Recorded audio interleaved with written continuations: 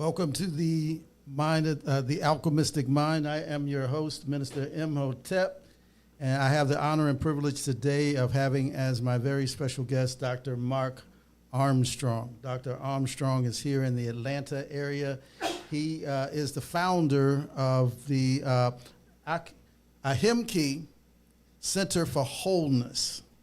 As such, he's an acupuncturist, does all sorts of modalities of healing. And you hear me, Mark? And does all sorts of healing modalities. And I'd like to introduce you to him so that we can have a conversation about healthcare and also how do we use preventative methods, because we know that it's gotten to be almost a right of the rich to have great access to health care. So we have to do preventative methods so that we don't enter into that system. So I'd like to introduce Dr. Armstrong and to... Yes, I'm here. Okay. Doc, could you give us a little bit of your background and tell us about, I know you've been in the Atlanta area for quite some time now, but you migrated here from Los Angeles. What was it that brought you here, and why did you establish a practice here? Well, first of all, I'd like to say free land and greetings to everyone. But yes, my grandmother passed away back in 1991, and I came down to assist my grandfather.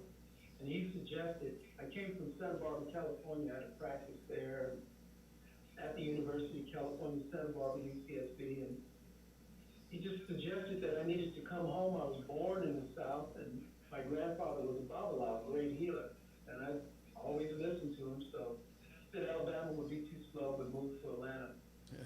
And it turned out to be just a perfect match. Awesome. So how long actually have you been here in Atlanta? I've been in Georgia, Atlanta, Georgia, 35 years. Okay. So you're not a new jack? Okay. No, I've been here for a minute. Okay. What does AHIMKI mean? AHIMKI. What does that actually mean? Is there a meaning to it? Is it an acronym? Yes, it actually stands for, I took it from AHIMSA, the sacredness in everything. Mm-hmm.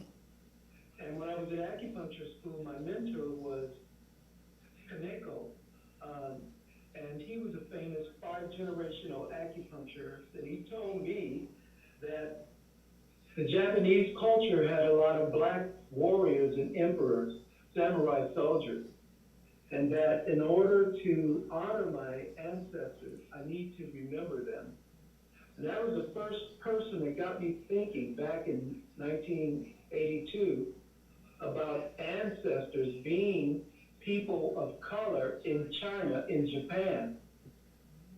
Absolutely. And I started doing research based upon that. So I honored him by calling my center AHIMKI, the sacredness of chi, energy related to the ancestors. All right. You used the Japanese spelling of the key, or the key, the K-I. The ki. Okay. That's right. AHIMKI, the K-I. Okay, awesome, awesome. We know there's prana and all sorts of different things, but it's that commonality of there being that life force that moves through us. Holy Spirit, the Force, if you go into Star Wars, or whatever it is, it's something that moves through us and propels us. So where are you located? I'm located in Roswell, Georgia, just, east of Atlanta, in a city called Alpharetta, Roswell area. That's where my office is located. Okay, awesome, awesome. Now, your clientele, what does it largely consist of right now? Who are you treating most often that comes through? Mostly, we serve a lot of diversity, mostly African Americans that come from everywhere. But everyone pretty much in this area, learning about me and knows about me. I'm least known but well known. Least known but well known. Awesome. Well, we want to change that so that you're well known and well trafficked and frequented, and also have a large patient population. So, hey, thank you. Ashe. Ashe. Oh. Yeah. What have been most of the maladies that you treat? Has it fallen into any particular categories? Well, mostly I'm seeing currently with this new governmental administration, a lot of autoimmune challenges. Since COVID hit in 2020, actually 2019, I started seeing a lot more fibromyalgia, a lot more arthritis, a lot more inflammatory diseases, respiratory diseases. And people haven't been able to shake that. They still are FWO. But one thing about the alternative, the homeopathics, the herbs, the acupuncture, the qi work, qigong, the practice of healing yourself, really can turn that around. So, is that long COVID, that symptoms that are being dealt with, what they call long COVID? You know, it's called the long haulers now. The long haulers, okay. You mentioned autoimmune. Do you do anything with like those diseases like MS or lupus or anything like that? We're seeing people that had never had that before, but because of the injections, it flipped their immune system. So now they're presenting, they don't know what it is, but they're presenting clots and presenting MS symptoms, etc. Now you say since the injection, so you're attributing some of that to the actual... to the jab. Yes, to the jab. Okay. Any one of those in particular? Was it Pfizer, or was it or was it specific to the type of injection? I think it was just the combination of some people got 1, 2, and 3 and boosters. That is what really flips the immune system. You can't process all those heavy metals that are loaded in those injections. Ah, so there's heavy metals within the injection itself. Okay. Yeah, that's what gives it the life, the T1 life, you know, so that when they give it to you, it can stay in your bloodstream in your body for a long, long time. Now, were any of those people, did they have other symptoms that contributed to it that made them more susceptible to it? Now, they spun that story like if you were pre-diabetic, you know, if you had already respiratory challenges like asthma. But these were marathon runners. These were people that were fit. I mean, these were people that are running, you know, 5 miles every day. Okay. Wow. So, yeah, it wasn't really, as they portrayed in the news, unhealthy people. These were athletes. And so you work with a lot of athletes in your practice? Yes. Okay. In terms of, I guess, dealing with this healthcare system, are you encouraged with what's happening with Secretary Kennedy, or do you have issues with any of the things in particular that he's advocating for? You know, some of his suggestions actually do have a lot of merit. A lot of research needs to be done, especially in vaccines that really affect our community, the African and Caribbean community. But he can be a little out there on some levels, you know. It's still the government. Okay. So you're not killing any bear cubs or anything. Okay.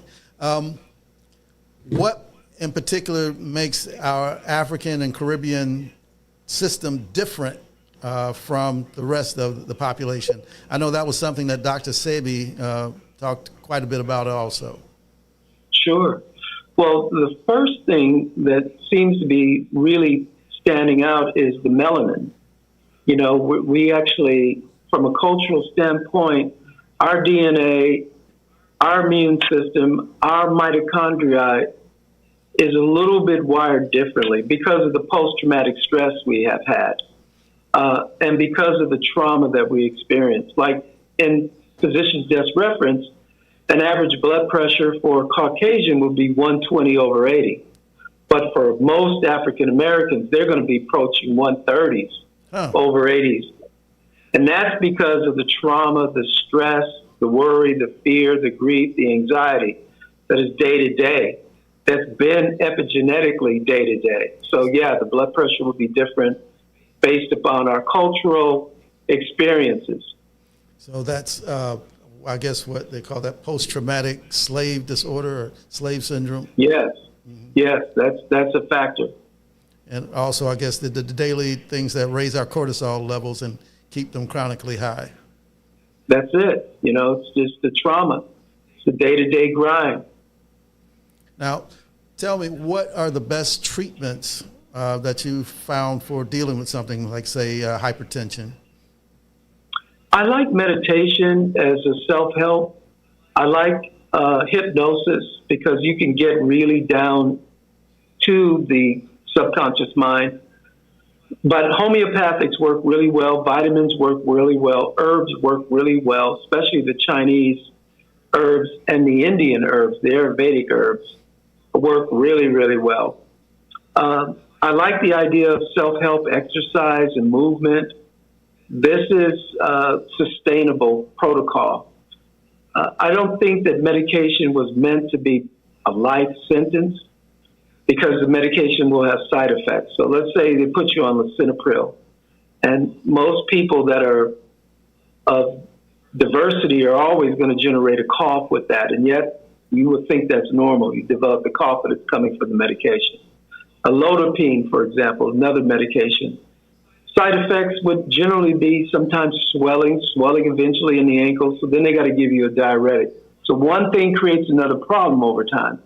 That's why I like the self-help, the looking at the issue to redirect some of the stress, to work out, manage it, so that it's not long-term. And then diet and exercise, really the key.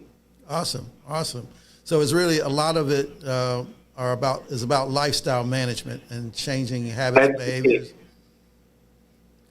That is the key. That is the key. How much does diet play in that mix?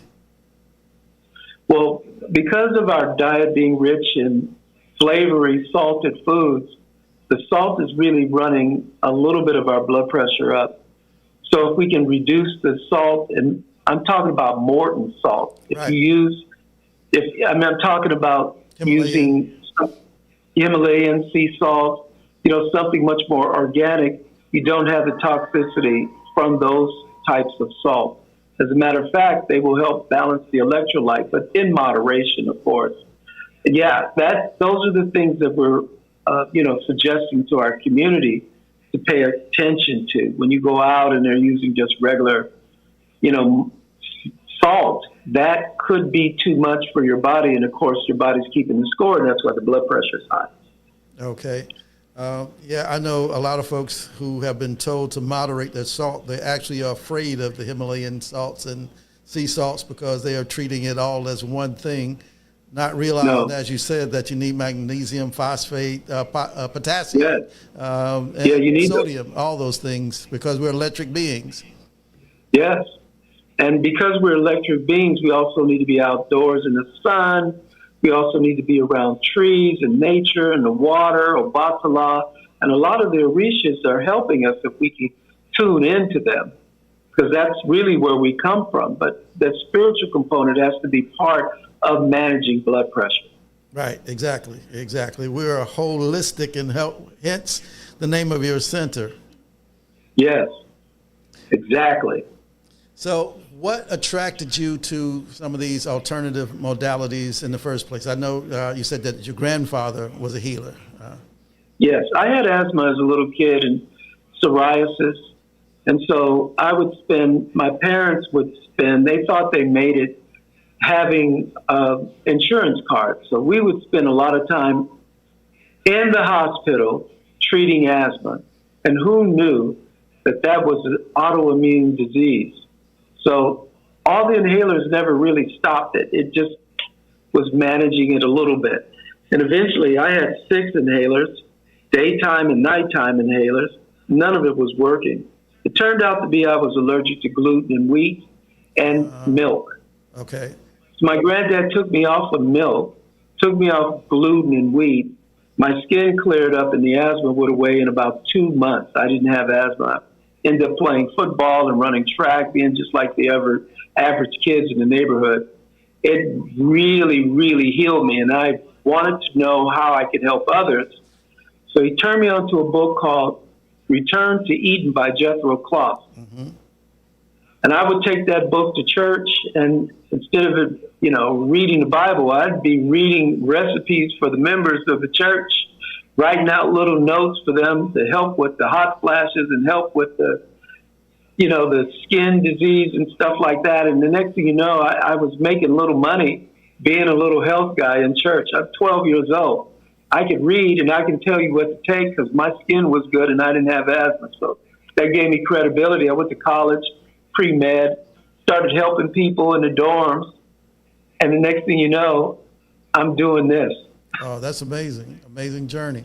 I wish I'd known you when my daughter was young, my son as well, but my daughter in particular, because both of them had asthma. We had to deal with the albuterol and all that sort of stuff, the rescue inhalers and everything. But she also had the eczema, and it's a frustrating thing when you're trying to do the best you can, trying to figure out what works, and nothing seems to be relieving the symptoms. And that's one of the most frustrating things for a parent, putting on, steroids and everything on the skin. And so it's really a tough place to be.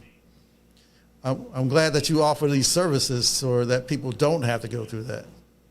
Oh, we've helped so many children, not just with asthma, but with food allergies. Mm-hmm. I specialize in food allergies. People don't realize that they could be allergic to peanuts, they could be allergic to wheat, they're definitely allergic to milk and gluten, and that could create quite a allergic effect just eating those foods, like, fish, for example. Some people are allergic to shrimp. They don't even know it. They're just eating it, and scratchy throats and sometimes a little swelling of the lips, and no one ever says that's a food allergy, but if they keep eating it, it later begins to be a major autoimmune challenge.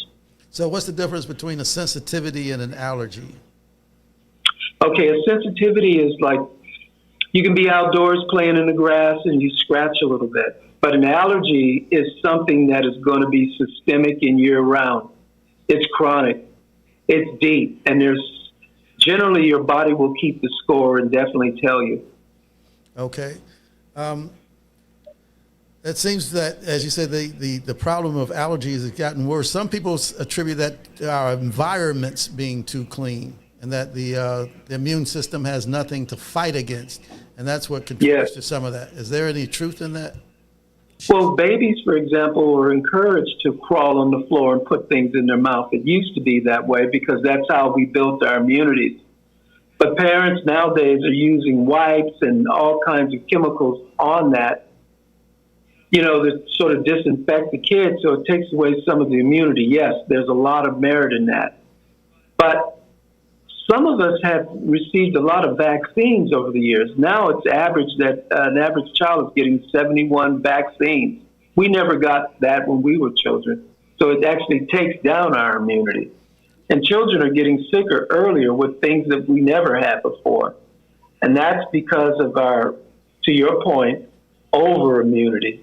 So we actually have to let people deal with nature and let their bodies figure out how to heal, and then do things that are natural that move the body back into homeostasis, like herbs, vitamins, minerals, lifestyle choices. So you don't always need penicillin. You don't always need an antibiotic. No, in fact, you develop an immunity if you overuse it. Right? That's exactly what's happening now. Okay. So I know you practice a number of different modalities, acupuncture. When did you first try the needles? Well, actually, when I was in college, I worked with a program at the University of California called Black Community School, and the Black Panthers were the ones that started that program. There was free lunch, right? And they picked students up, breakfast too. Mm-hmm. Back in the day, I was one of the drivers to pick up kids and bring them to the Black community schools where they can get lunch, get dinner, and take classes. Then I saw Black Panthers treating their parents with needles that had drug addiction. And I said, wow, I want to do that. And I would hang out with them, and they put 5 needles in the ears. Later on, I learned that was nada. And Black Panthers had gone to Japan, China, and studied that and brought it in the hood. And then I saw it and eventually became an acupuncturist. So were you there? Was that in Oakland or? Oh, that was actually in Santa Barbara, which is, Oakland's a little bit north of there. But they had wide influence. They were in Santa Barbara, they were in Long Beach, they were in Compton, they were in LA. And they were treating people running these programs. They got grants to run these programs. They just linked it to the university so that they would have a place to teach the classes. Oh, that's awesome. That's awesome. Another reason to appreciate the progressive mindset of the Panthers. Yeah, they were progressive. Not only that, many of the faculty and staff, at least the ones that were in education opportunity programs, were part of the movement and conscious. Whoa, they had gotten degrees, but then they wanted to reach back and get the little kids and get them connected. So Upper Bound Partnership, programs like that. So I don't want to date you, but around what time period was that? That's 1979, 80, 81, 82, 83, yeah. Okay, so that's the post Huey and Bobby and all that period, yeah. Exactly. Okay, awesome. Yeah, Huey P. Newton, I used to put his flyer on my briefcase and go to class. And I open up the briefcase and be reading books, and the professor would always call on me, and I would be right on time. I thought I was like those guys. Smart, they knew the law, they were prepared. Absolutely, absolutely. They were an inspiration and an encouragement and still are. I know that you have something that's coming up in September, an event. Yes. What is that event? Well, yes. It's called the Inner Healer Summit, and it's September 26th, and it's just on a Saturday from 10 in the morning to like around 3 or 4 in the afternoon. And one of the things about the Inner Healer Summit, which I like, it's learning how to heal at the very deep level, at the spiritual level, at the quantum level, at the inner healer level. So think of it like this. There's the true self and the false self. We're going to be tapping into knowing about the shadow, and shadow could be really good and amazing. We can learn about the dark side of ourselves, but we can also learn about the real deep ancestral side and pull on that wisdom and learn about that wisdom so that we can move ourselves into our own highest divinity. So you say this is an inner healing conference, so it's for practitioners, or is it open to the public? Oh no, it's basically, we will have practitioners presenting, but it's for everybody that wants to learn about healing and healing at a very deep level. Where will it take place? It's going to be here in North Druid Hills. We have a wonderful facility, one of the oldest churches. It's the UCCA SLCA Center, 2650 North Druid Hills, in Atlanta, Georgia, 30329. Could you repeat that again? It's located at 2650 North Druid Hills, the Atlanta, Georgia, 30329. It's at the UCCA at the SLCA Center. It's there. Okay, awesome. And what was the time on that again? What's the start time?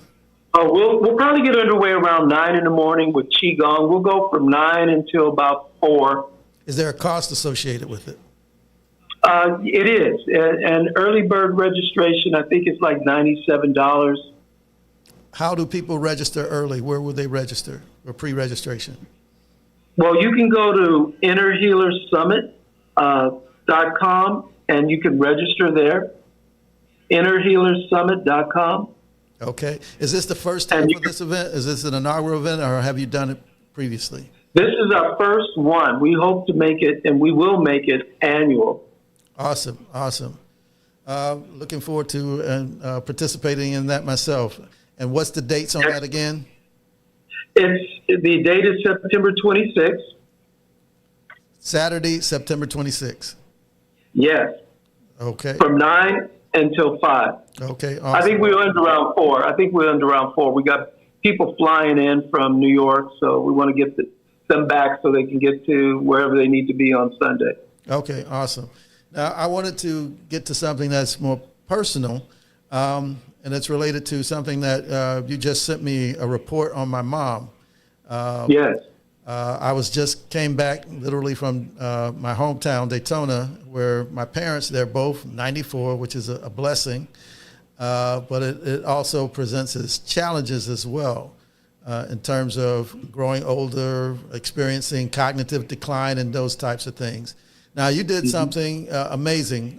You asked me to send you a picture of my mother, her birth date, height, and weight for an analysis. Can you tell me a little bit about that technology that you used to determine that she was exposed to heavy metals and so forth? Sure. The technology is called AO scanner. It's alpha and omega scanner. And it's actually used in space to measure the astronauts.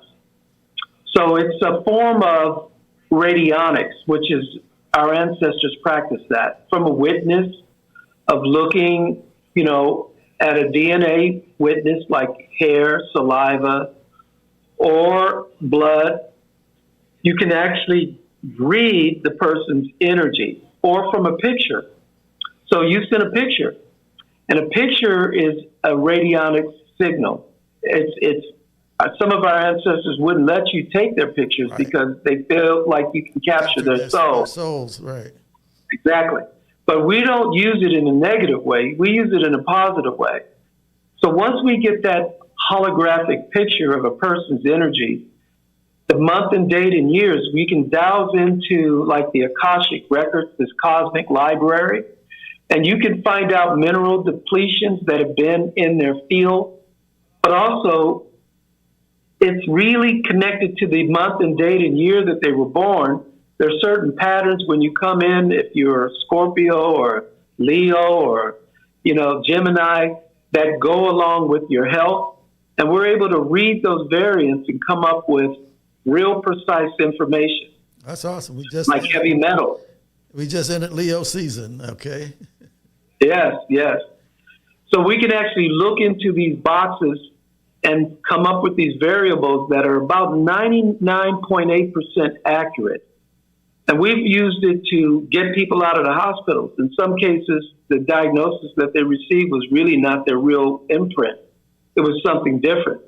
And once we made the doctors aware, I work with many doctors, we make them aware that maybe it could be as simple as a parasitic infection that's affecting them, or it could be something very, very simple, like not like a virus, but like a bacteria affecting meninges in the brain, and it's going everywhere.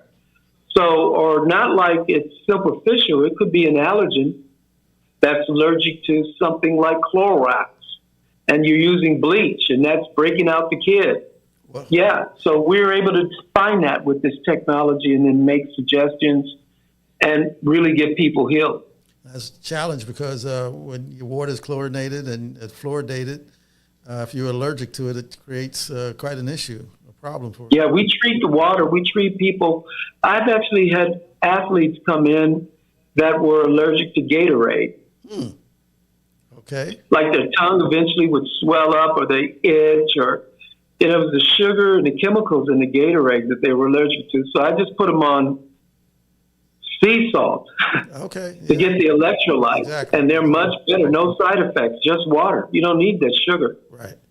Are you also familiar with colostrum? Do you ever recommend that in your practice? Yes. In some cases, colostrum will actually help repair the mucosal lining in the gut and the gut microbiome bacteria. Yeah, we carry that in our office. And we do sensitivity tests like muscle testing and kinesiology. And I have a couple of really nice technology to evaluate and really take a look deeply at what's presenting in the blood and get people well. Yeah, a friend of mine just turned me on to the 6-hour colostrum, the 6-hour milking, that it's in the first 6 hours. So yeah, it's something that I've been trying, and I actually introduced it to my sister and started putting a little bit in my mom's food as well.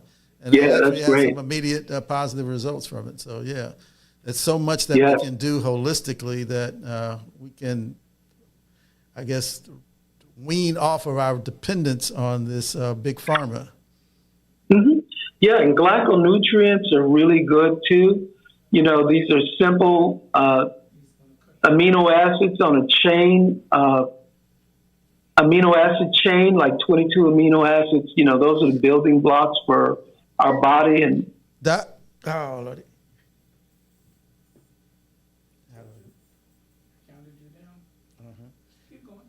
Okay, we lost Doc because we're on the low budget. I'm on the low budget Zoom. So, but I need to finish this conversation with Dr. Armstrong. This conversation that we just started. What I like to do, we're going to dial back in and continue this again. Let's see.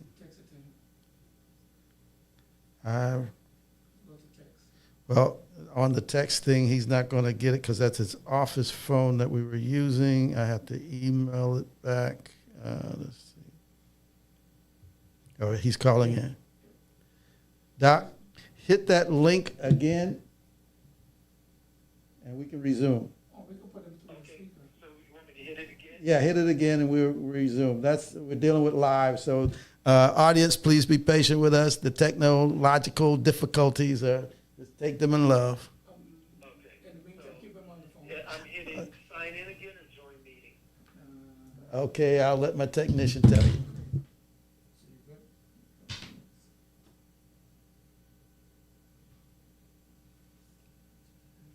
Yeah, but what Dr. Armstrong and I were talking about is that my mom, as I said, is 94, and she's had quite a bit of cognitive decline, dementia, and those things.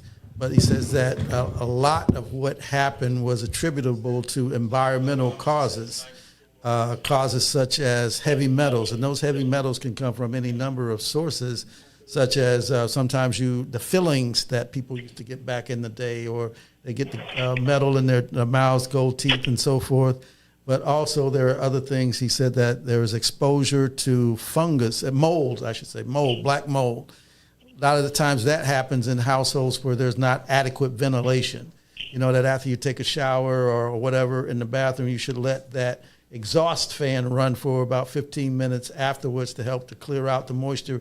Otherwise, that moisture stays in there and becomes mildew, which eventually can become black mold. And then there are other things like gas appliances, like gas ovens, and if those are not adequately maintained, some of that gas can seep out. And one of the things that he said that there was some exposure to was carbon monoxide. So your own home, your own environment, which is supposed to be your sanctuary, could be the thing that's also contributing to the demise of your health. So those are some of the things that that testing modality that he introduced me to was able to detect in my mom. And there are ways to address it. Once you know what the problem is, then there's some things you can take to mitigate it, to help to manage it.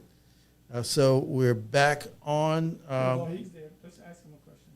Okay, so Doc, we have you on, I believe, just on the audio right now. So, hey, we're going to take what we can get for the time being and keep rolling with it. So you were introduced to acupuncture through the Panthers. How did you get into Chinese medicine? Was that I guess that acupuncture was a segue into the Chinese medicine? And can you tell us a little bit about, I know the Chinese, they categorize things by like the materials, metal, wood, and so forth. Can you tell us a little bit about that? Five element theory, the fire, the metal, the water, the earth, the wood. Yes. So, you know, I met this wonderful gentleman named Kaneko, and he turned out to be a professor at the California Acupuncture College. And as fate would have it, I was training with him, and I ended up taking classes, getting enrolled there. And it was amazing because I had this great mentor who was one of my professors. So did you also venture into the martial arts? So I know there's a tight connection between the martial arts, meditation, and energy work. So did that segue into that at all? It did. And to this day, I practice an art called Qigong. Qi is energy and Gong is movement. So I've been practicing that since 1982, and I teach classes every Saturday in Qigong. So are the classes taught there at your facility in Roswell? They are, yeah. And we practice inside and we practice outside. We have a setting, standing, and laying down rotation that we practice. Oh, that's incredible. Did you also do any Tai Chi or Shaolin or any of those things? Yes, I practice Tai Chi Chuang as well. But I like the Qigong because the ability to do healing right away is so fast. People can learn a routine and then they can do it on themselves to heal themselves. So is Qigong considered a martial art? Is there a combat aspect Qigong to it? is not considered a martial art. Right. It's considered when you hurt yourself and break yourself into pieces practicing martial arts. The seniors generally all practice Qigong. It's a way of working on the internal healing of your body. You see, a lot of the arts are young, a lot of kicking, grappling, and throwing down, and so forth. But the Qigong is the internal energy to heal you. And there's something called Neigong inside the Qigong, that inner healer. And that's why we're doing the summit, to teach people about this.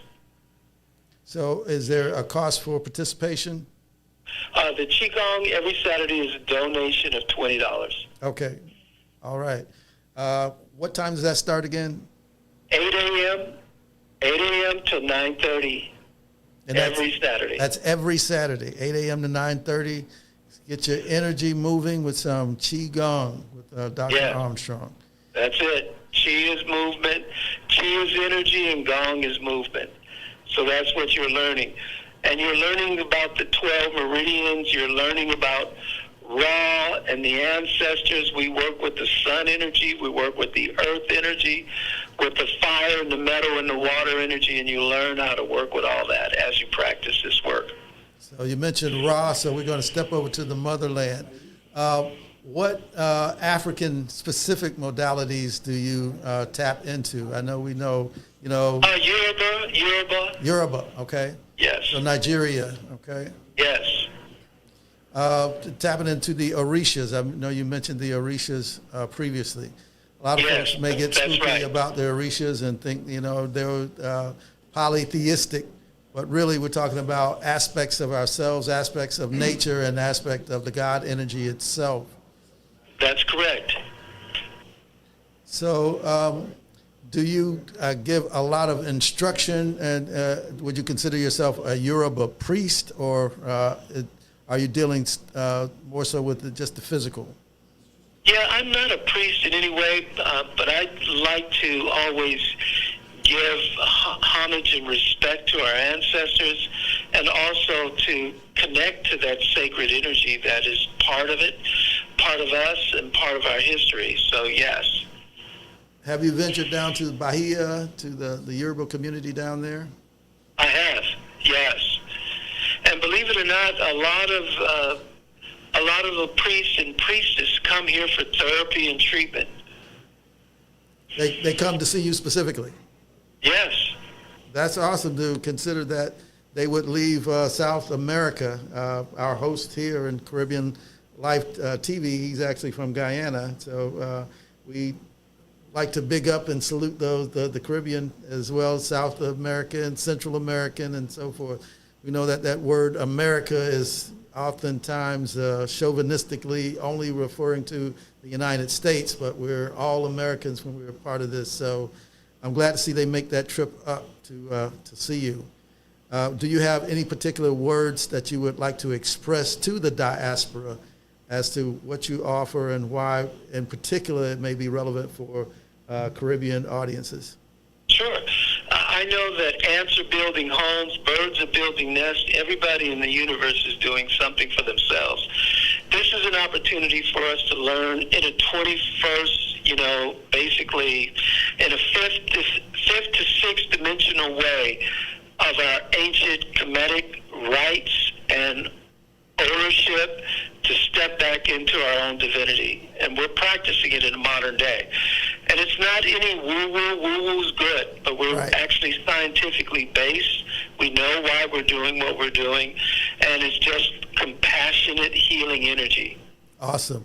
Now, Doc, I know we had a technical interruption, and so I sincerely apologize. And what I'd like to do is extend an invitation for you to come back again so we can continue this conversation on next Wednesday, because there's so much. We just began to scratch the surface of what's out there, of what you provided, the resource that you are for this community. And we want it to be a resource that people tap into, that they come and rely upon, so that we can heal ourselves. We know that food is medicine, so we want to... Yeah, food is medicine, and we know how to do it. We just got to do it and be consistent at it. We've been creative with the worst foods that were given to us. We learned how to make that even tasty and savory, so imagine what we can do with whole foods when we're given that opportunity. Well, that'd be great. Yeah, next Wednesday works great. We'll have Christina reach out to you, and we'll get a time together, and we'll do it again. All right. I know that I would love to have you in studio if that's possible, but I'm grateful to come in studio. It's just that I have clients I understand. Treating people, so maybe if it was on a Monday, I can do it, or every other Friday when I'm not working, I'd be glad to come to the studio. Hey, Doc, we'll take what we can get, because the knowledge and information you provide is invaluable. So whether you're here in person, or we got you on audio only, or we got you on video and audio, for those who have eyes to see and ears to hear, they will grasp this information and lock onto it, and it can truly be transformative for their lives. Hey, I thank you for the opportunity. And to our people out there, free the land. Free the land, indeed, indeed. So how much time do we have left, Lawrence? Zero time. We're out of time. So, Doc, thank you for being on. I appreciate you. That's AHIMKI Center for Wholeness here in Roswell, Alpharetta area, so that anywhere in the Atlanta area, please feel free to come. But as he said, his practice is worldwide. So that's it for today, for this episode of The Alchemistic Mind. I'm Minister Imhotep. Like, comment, subscribe to Caribbean Life TV and radio. And also you can check me out on my YouTube page, Minister Imhotep. And I'm on IG and all the other platforms. So I'm signing out, wishing you peace, prosperity, and power. Looking for personalized, compassionate health care you can trust? Welcome to Life Guide Healthcare, where premium care meets a personal touch. We specialize in medical weight loss, IV hydration therapy, hormone replacement therapy, primary and holistic care, and advanced wound care and mobile services.